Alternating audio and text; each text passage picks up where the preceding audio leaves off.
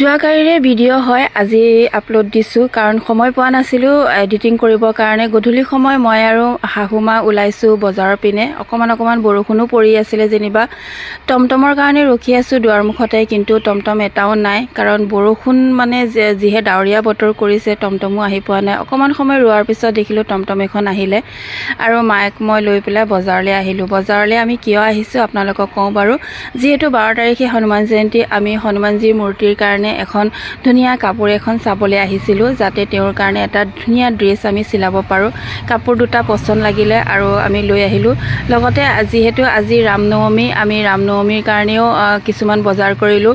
ৰামজীৰ কাৰণে কাপোৰ ল'লোঁ, হনুমানজীৰ কাৰণে ল'লোঁ আৰু সীতা লক্ষ্মণ সকলোৰ কাৰণে আমি বজাৰ কৰিলোঁ।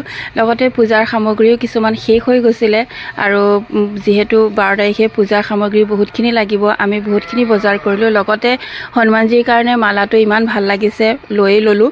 আৰু আজি ভিডিঅ'টো ইমানেই, নিশ্চয় জনাব আৰু সকলোকে ৰামনৱমী শুভেচ্ছা।